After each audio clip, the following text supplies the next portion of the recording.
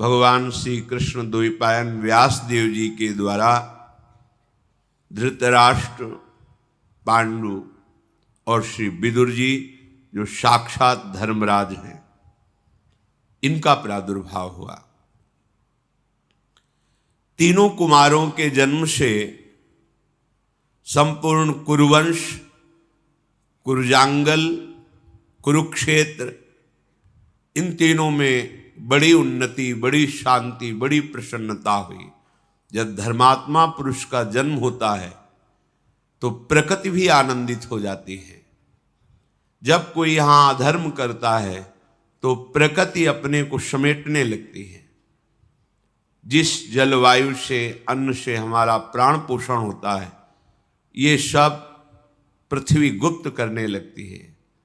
रसीले फल, जो सुखदायी स्वास्थ्यवर्धक वृक्ष, जल, वायु, ये सब प्रकृति चुराने लगती है।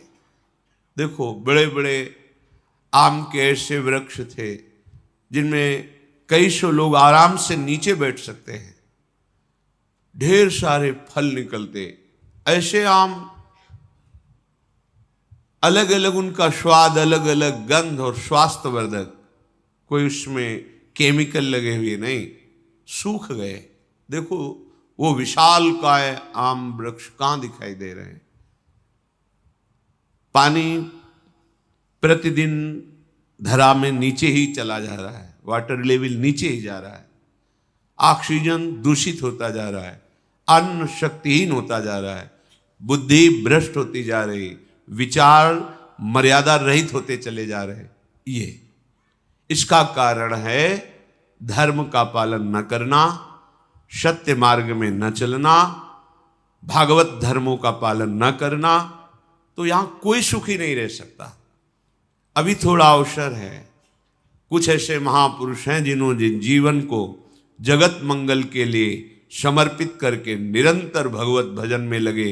उनका प्रभाव संपूर्ण प्रकृति के दोषों को नष्ट किए हुए है। जिस दिन इस धराधाम पर ऐसे भजनानंदी महापुरुष अंतर ध्यान हो जाएंगे, हाहाकार मच जाएगा। धर्म भगवान का साक्षात स्वरूप है। जब ये भगवान व्यास देव जी के द्वारा धृतराष्ट्र, पांडु और विदुर जी प्रकट हुए, प्रकृति आनंदित हुई, क्योंकि साक्षात धर्म प्रकट हुआ है। उस समय की प्रजा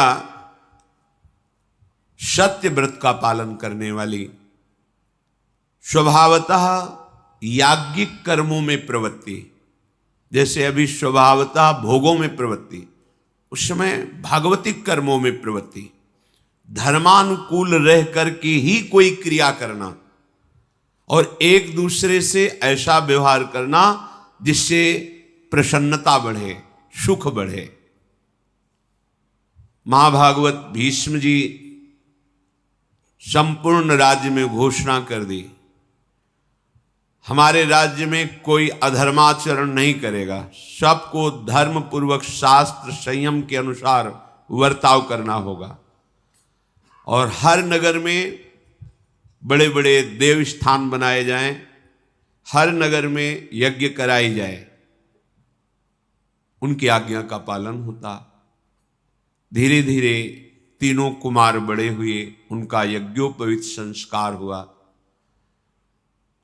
कुरुकुल के प्रधान प्रधान पुरुष, अन्य नगरवासी, सब तरफ एक ही बात सुनाई देती थी, दीयताम भुज्यताम चेति वाचो श्रूयंत सर्वशः। दो, दूसरों को दो, दूसरों को खूब पवाओ, दूसरों को सुख पहुंचाओ।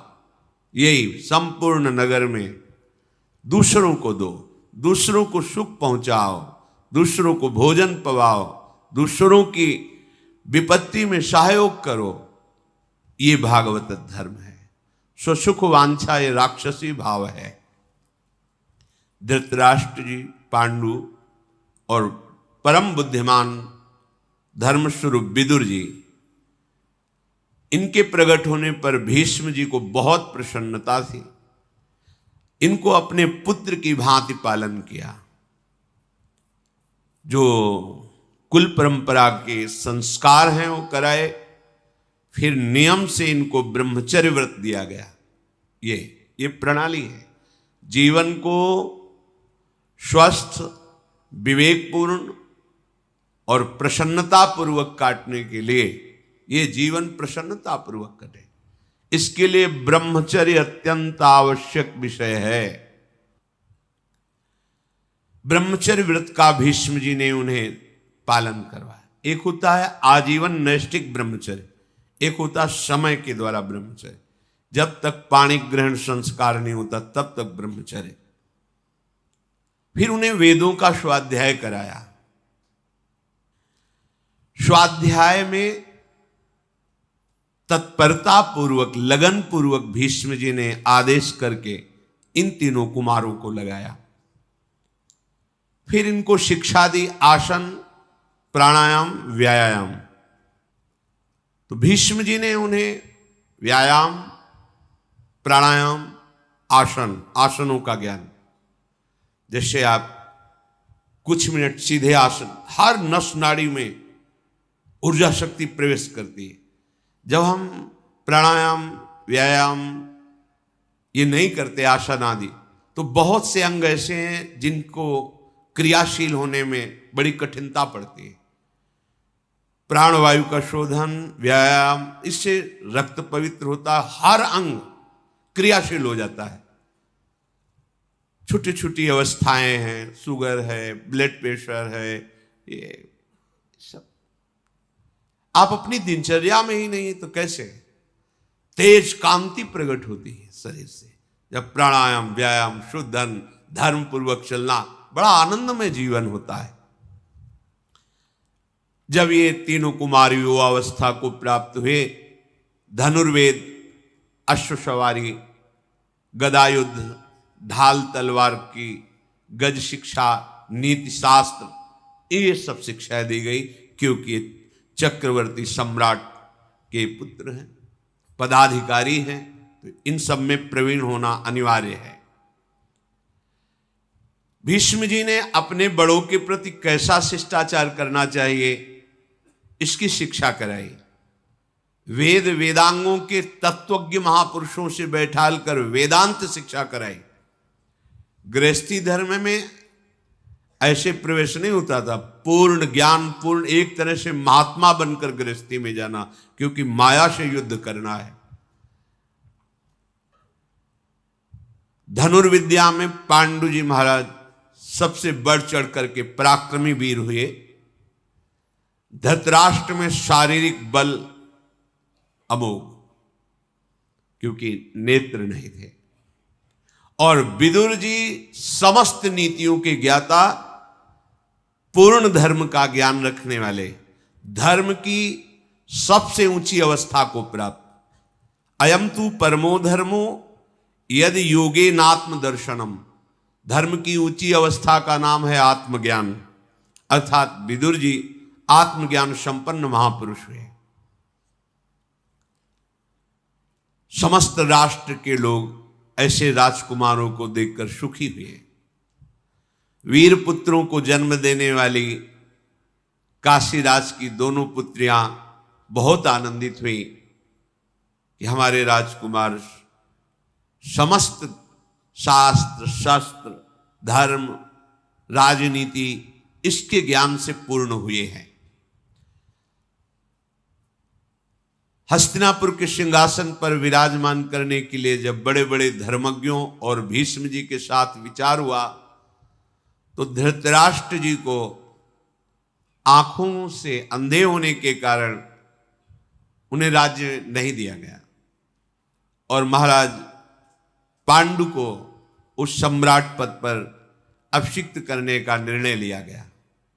गंगानंदन भीष्म जी बड़े ही तत्वज्ञानी महात्मा, महाभागवत और हर धर्म के ज्ञाता थे। विदुर जी को बुलाया और कहा, बेटा ये हमारा कुल सद्गुणों से संपन्न है और संपन्न बना रहे, इसलिए इसकी रक्षा करना धर्म से ही युक्त होकर के, और तुम्हें धर्म का पूरा ज्ञान है। भूतल पर तुम्हारे जैसा धर्म का ज्ञानी कोई नहीं है, क्योंकि साक्षात धर्मराज है। कैसी भी परिस्थिति हो तुम सदैव धर्म का ही उपदेश करना। भगवान श्री कृष्ण द्वैपायन व्यासदेव जी की हमारे कुल के ऊपर बड़ी कृपा है। अब हमारा ये कुल आगे बढ़े, अब तुम ऐसा उपाय करो। हमें गुप्तचरों द्वारा पता चला है कि यदुवंशी शूरसेन जी की कन्या, जिनका प्रथा नाम है,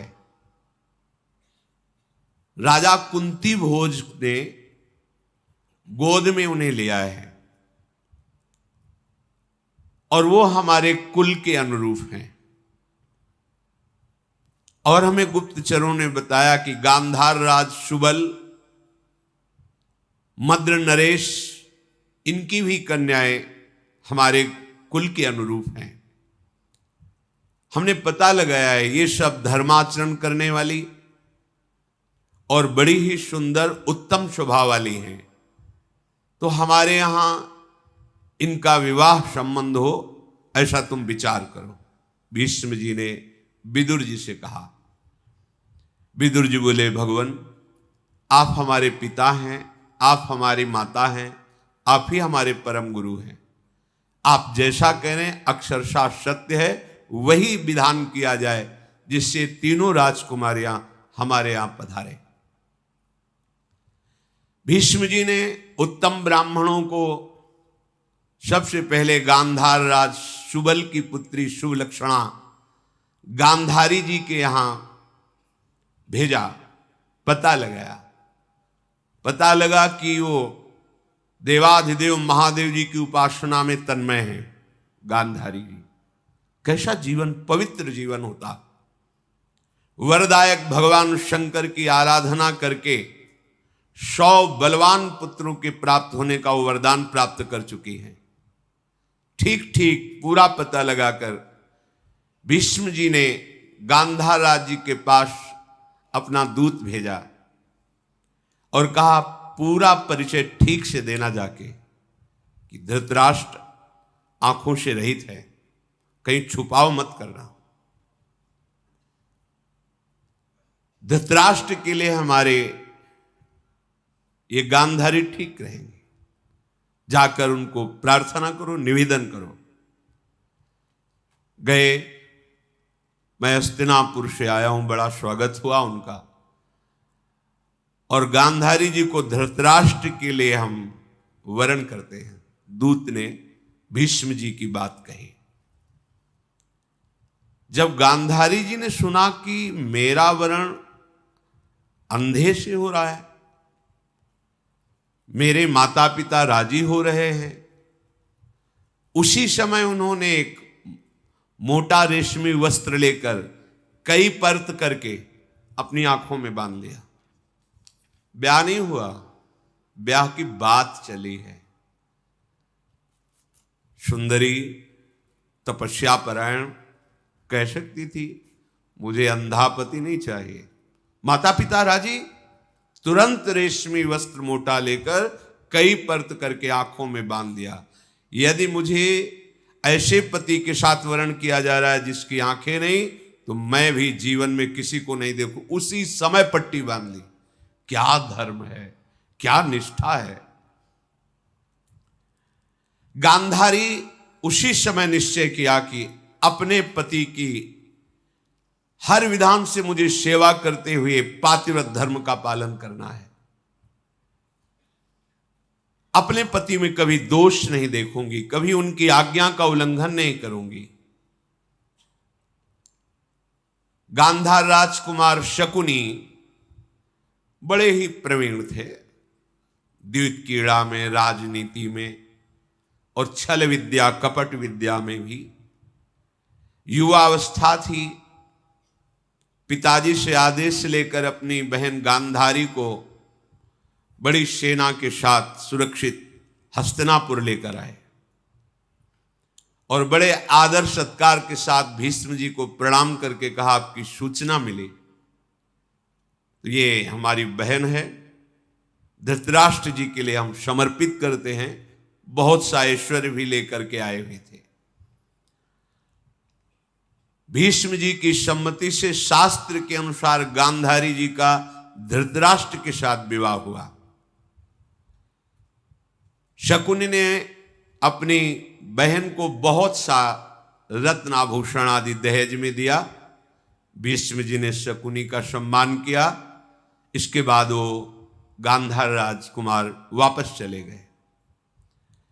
गांधारी स्वभाव, सदाचार, सद्व्यवहार, इन तीनों को अपने दृष्टि में रख करके धृतराष्ट्र की सेवा करती। क्या हमारे पति का स्वभाव है? पति के स्वभाव की अनुकूलता लेकर चलना। कैसा समर्पण कि वर वरण की चर्चा सुनकर आंख में पट्टी बांध ली। कैसा धैर्य। भला एक दिन आंख में पट्टी बांध के देखो, घबराहट पैदा हो जाएगी। आंख होते हुए भी संसार को ना देखना, क्योंकि मेरे का वर्ण ऐसे पति के साथ जिसके आंख नहीं है। सुंदर वर्ताव करते उन्होंने धृतराष्ट्र और समस्त गुरुजनों को प्रसन्न कर लिया। यदुवंशियों में श्रेष्ठ महामनस्वी शूरसेन जी हुए हैं, जिनके पुत्र भगवान के पिता वसुदेव जी। इन्हीं शूरसेन के पुत्र हैं वसुदेव जी। उनको एक कन्या हुई थी जिसका नाम पृथा रखा गया था। बहुत ही रूपवान और स्वभाव में बहुत ही गंभीर स्वभाव की थी। शूरसेन के एक मित्र थे कुंती भोज। दोनों में मित्रता में पहली प्रतिज्ञा कर रही थी कि जब हमारी पहली संतान होगी वो हम आपको भेंट करेंगे। ऐसा शूरसेन ने कुंती भोज से किया था। शूरसेन जी की पहले कन्या हुई पृथा जी।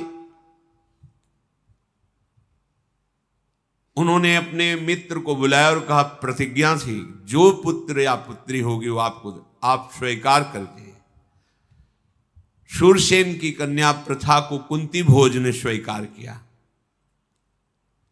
कुंती भोज के घर में पृथा ब्रह्मचर्य का पालन करते हुए देवताओं का पूजन करना, जप करना और आए हुए संत महात्मा अतिथियों की सेवा करना, ये उनका प्रधान कार्य था।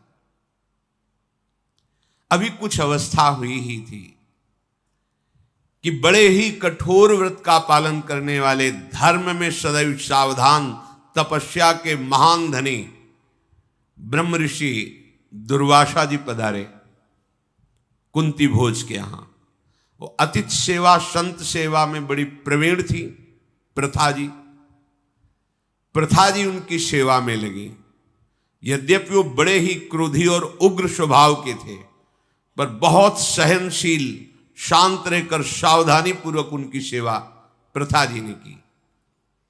राजकुमारी पृथा की सेवा से यद्यपि अत्यंत उग्र स्वभाव और कठोर स्वभाव के दुर्वासा जी बहुत प्रसन्न हुए और कहा कि बेटा, तुमने हमें रिझा लिया। मैं तुम्हें एक मंत्र प्रदान करता हूं। इसकी प्रयोग विधि ये है और ये वशीकरण मंत्र है। तुम जिसको चाहो, जिस देवता को, उसी क्षण बुला सकती हो। मंत्र का प्रयोग करते हुए देवता तुम्हारे सामने उपस्थित होगा और जो तुम चाहोगी वो तुम्हें वो प्रदान करेगा। ऐसा वरदान दुर्वासा जी ने दिया।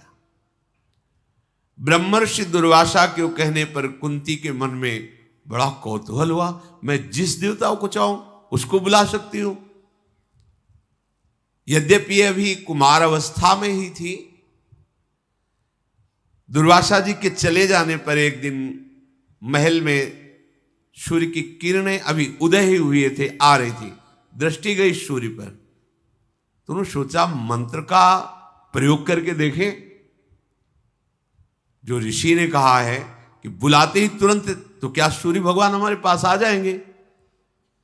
उसी पद्धति से तत्काल मंत्र का उच्चारण किया। जो ही उच्चारण किया तो उत्पत्ति पालन करने वाले तेजस्वी भगवान सूर्य कहां से आए कैसे आए पता नहीं, सामने खड़े। आश्चर्यचकित हो गई, भयभीत हो गई प्रथा जी। भगवान सूर्य आकर बोले, बुलाया, मैं उपस्थित हुआ। बोलिए किस कार्य के लिए बुलाया, कौन सा तुम्हारा प्रिय कार्य करूं। दुर्वासा जी के द्वारा दिए हुए मंत्र से प्रेरित होकर मुझे यहां आना पड़ा।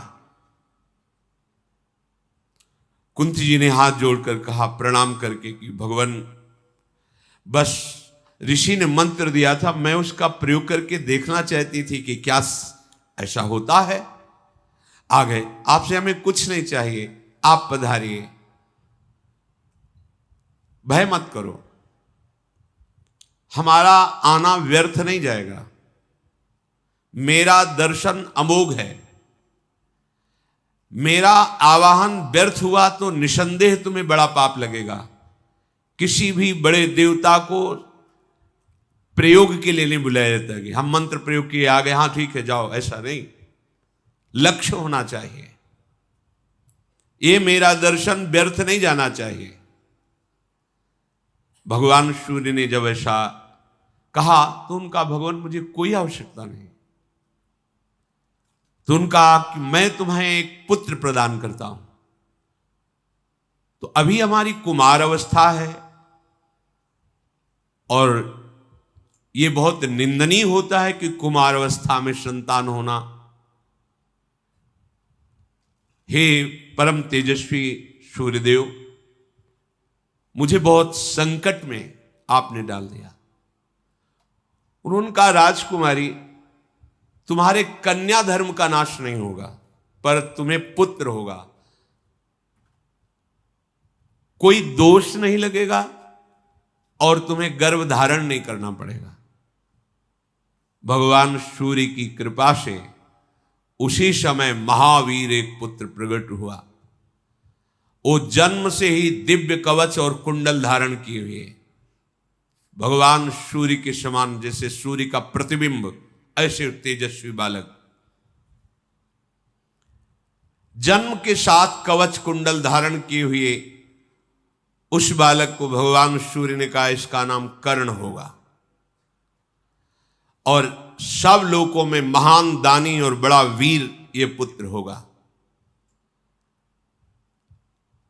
परम तेजस्वी भगवान सूर्य ऐसा कहकर अंतर्धान हो गए। इतना सुंदर पुत्र देख करके आसक्त हो गई। अब प्रथा जी ने, जिनका नाम कुंती हुई, कुंती जी ने हृदय में बड़ा दुख किया कि किसी से कह नहीं सकती कि ये मेरा पुत्र है, अब क्या करूं। बहुत विचार करके यही निर्णय निकला कि इस पुत्र को अपने पास तो हम रख ही नहीं सकती। गुप्त रूप से अपने को छिपाती हुई उस महाबली पुत्र कर्ण को जल में प्रवाहित कर दिया, ऐसे काष्ठ की उसमें जिसमें डूबे ना और कोई उठा ले, ऐसी भावना करके जल में छोड़े हुए उस नवजात शिशु को एक सूत पुत्र अधिरथ थे जो उपासना कर रहे थे, उनके पुत्र नहीं हो रहा था, तो नदी में खड़े हुए मंत्र जाप कर रहे थे तो बालक के रोने की आवाज आई। देखा, समीप गए, इतना तेजस्वी बालक। उन्होंने विचार किया भगवान ने साक्षात हमें बालक दिया है। पत्नी सहित उस अपने बालक को लेकर के यही घोषित किया मेरा पुत्र है। और उस बालक का नाम कवच कुंडल आदि के साथ होने के कारण वसुसेन रखा। वसुसेन। धीरे धीरे बालक बड़ा हुआ, अस्त्र विद्या में बहुत प्रवीणता, उपासना में बहुत ही धैर्य। सूर्य उदय जिधर होता है उस तरफ मुख करके खड़े हो जाते हो, जब सूर्य पीठ पे लगते तब तक जल में खड़े हुए हाथ उठाए केवल मंत्र जपते रहते। बाल्यावस्था में कर्ण जी, यह आराधना थी इनकी। सूर्य उदय होने के पहले ही हाथ उठाकर जल में यहां तक खड़े हो जाते, और जब सूर्य उदय होकर के पीठ में लगते तब वो मंत्र उपासना को विश्राम देते, सूर्य उपस्थान प्रणाम करके।